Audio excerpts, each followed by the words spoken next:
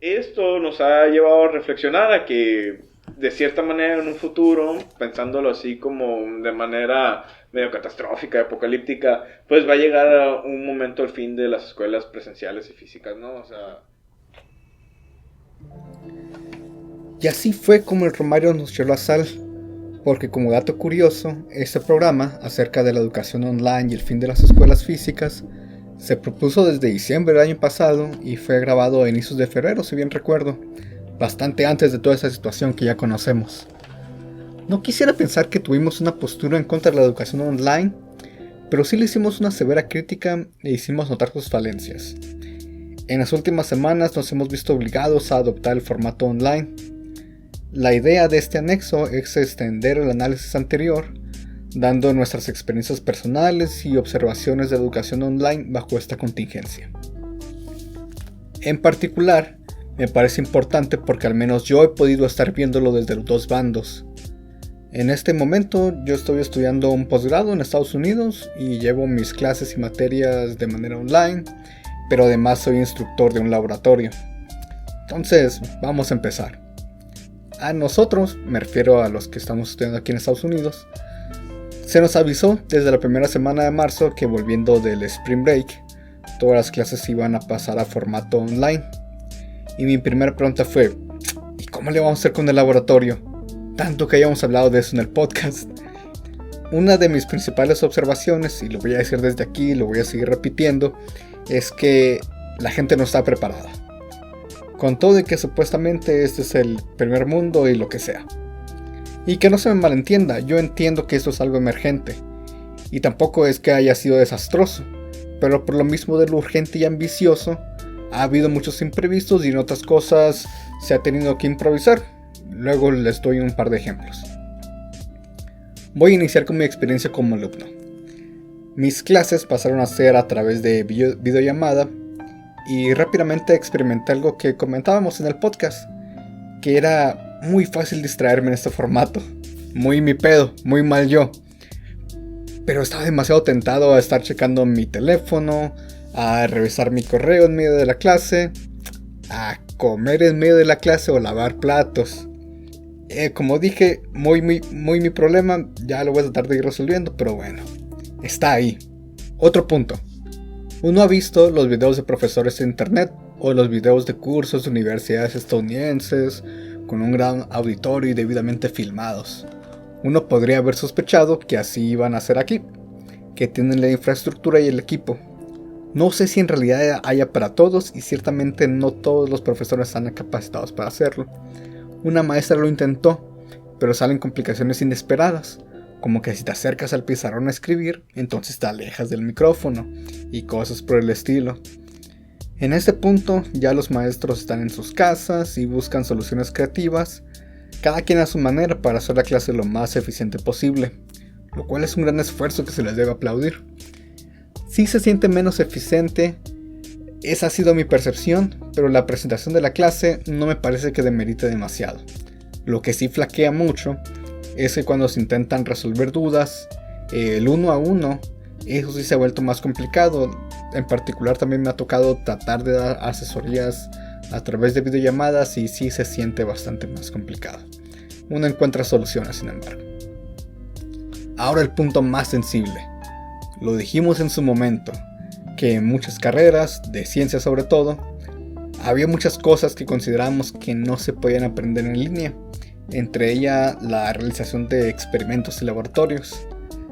Y aquí las autoridades dijeron, los laboratorios van en línea también, lo cual sí me sorprendió. Vuelvo a aclarar, entiendo que esto es por una situación emergente, pero pues la verdad sí me pareció algo bastante descabellado. La idea era grabar los experimentos y subirlos junto con los datos para que los morros hicieran el análisis. Puedo imaginar a las autoridades que deciden diciendo algo como, pues hay muchos videos de experimentos bien fregones en internet, podemos hacer algo así. Pero hay tantas cosas que uno no puede prever. Este semestre estudiando en un laboratorio de óptica, entonces hacemos experimentos en la oscuridad. Necesitábamos una cámara con visión nocturna, que no teníamos. Mi jefe tuvo una buena idea y compró esas cámaras de vigilancia para las casas. Ven en la oscuridad y son baratas. Esa cámara se conecta a un celular a través del Wi-Fi. La probó en su casa y todo bien. La probamos en la escuela y resulta que el protocolo de la red de la universidad no admite ese tipo de conexiones. De nuevo, este tipo de imprevistos obviamente nadie los vería venir antes. Y pues, ¿qué hicimos? ¿Qué pasó? Pues terminamos con un foco de luz roja montado en un soporte universal y un teléfono montado en un soporte telescopio, y así nos lamentamos. En otro experimento teníamos que ver la luz a través de un prisma, que en el laboratorio lo hacemos con una mira de telescopio, y en el experimento el prisma va rotando y lo vamos siguiendo la luz con el telescopio. Para no perder el foco y poder grabar, lo que hicimos fue amarrar el teléfono con unas tenazas y básicamente pegarlo todo con cinta. No salió perfecto, hay cosas que no se aprecian bien en el video, pero ahí andamos rifándonos. Y bueno, nosotros como instructores sacamos la chamba, los alumnos también, hacen sus reportes.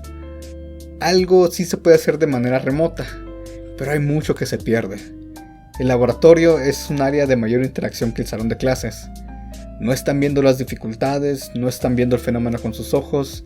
Los alumnos que son curiosos no están teniendo la oportunidad de experimentar de manera libre. Sí escuché un par de comentarios de otros instructores diciendo cosas como: así está más fácil, menos trabajo, lo hacemos una vez y así lo seguimos subiendo una y otra vez. Y auténticamente sí me asustó pensar que al final les gustara esta modalidad a algunas personas, aunque no me parece que sea la mentalidad en general. Sin embargo, esta experiencia, forzada como es, me ha llevado a pensar que no es tan estéril una formación online experimental, pero también me hizo pensar en posibilidades, si bien lejanas a lo mejor, que no consideramos en el podcast, como los simuladores o la realidad virtual. Pensemos desde simuladores de circuitos online a simuladores de vuelo, esas cabinas donde los pilotos se preparan para probar distintas naves. Luego, a lo mejor un sistema de realidad virtual inmersiva que simule una experiencia realista de cómo llevar a cabo un experimento o una práctica de laboratorio. En mi experiencia estas semanas he vivido cosas similares a las que menciona Dani. Yo solo llevo una clase técnica y una de idioma, y es interesante ver el contraste.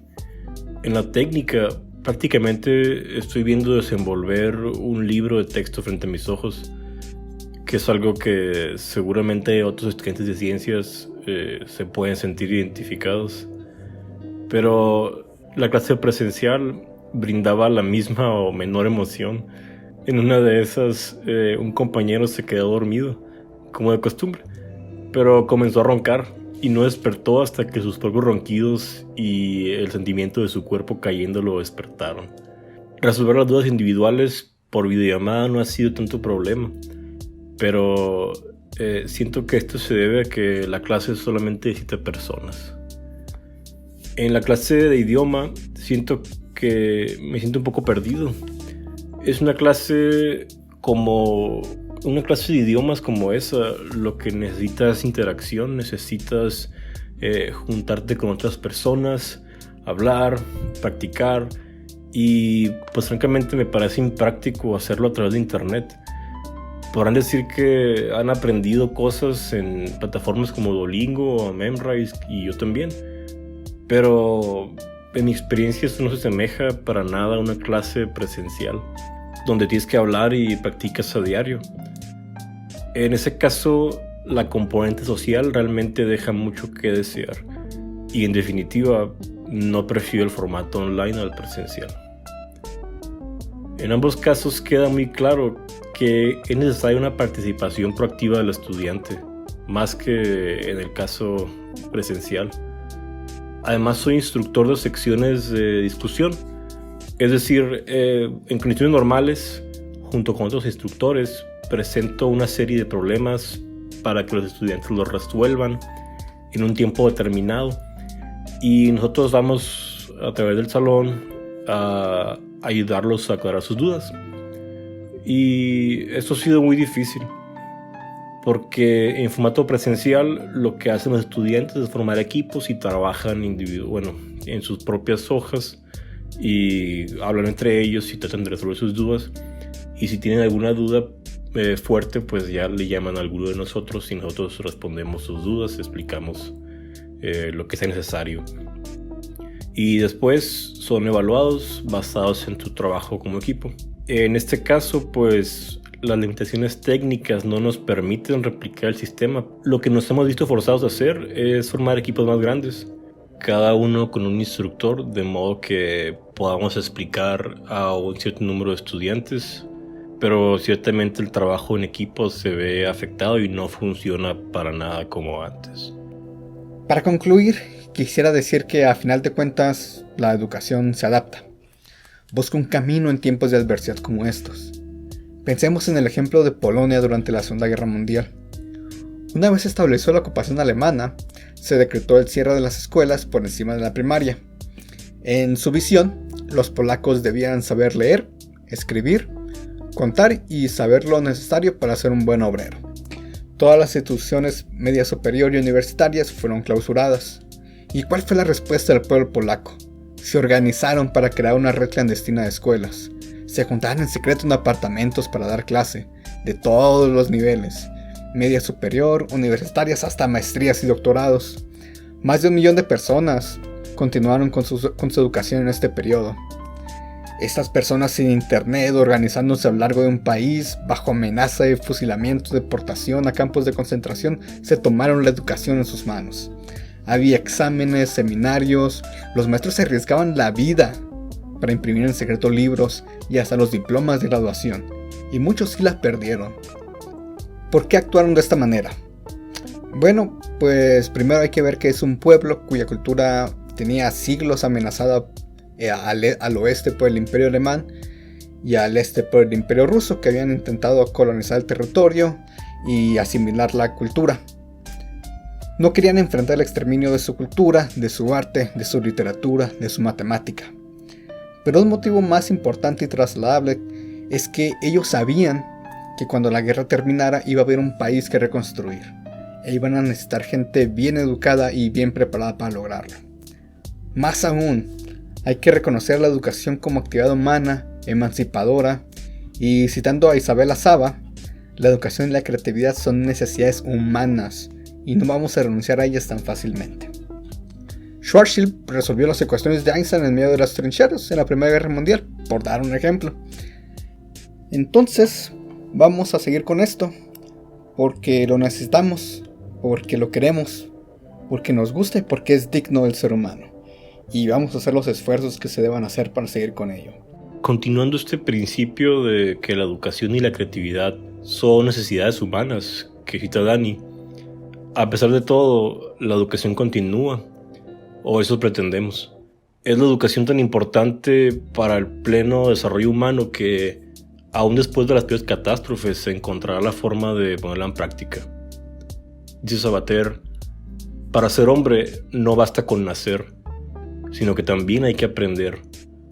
Por vía de la educación no nacemos al mundo, sino al tiempo. Nos vemos cargados de símbolos y famas pretéritas, de amenazas y esperanzas venideras, siempre populosas. En otro aspecto, la crítica social que se puede hacer a raíz de esto es fascinante.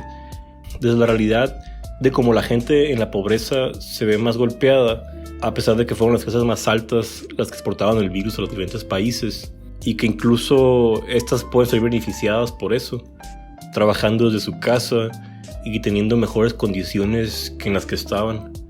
Hasta el hecho de que el libre mercado en Estados Unidos, por ejemplo, permitió que los estados tengan que estar jugando en una subasta horrorosa entre ellos mismos y el gobierno federal por suministros médicos como cubrebocas, que en medio del desastre que se vive pasaron de costar 85 centavos de dólar a $7 por pieza. Yo los invito a reflexionar sobre lo que pasa en la escuela y fuera de ella, cómo esto ha mostrado las fortalezas o las debilidades de las sociedades en las que vivimos. Infórmense cabalmente, no descuiden a sus familiares y amigos y cuídense mucho. Nos gustaría mucho que compartan sus experiencias con la educación online y posiblemente platicaremos de esto en otro bonus. Cuídense y nos vemos en el siguiente periodo.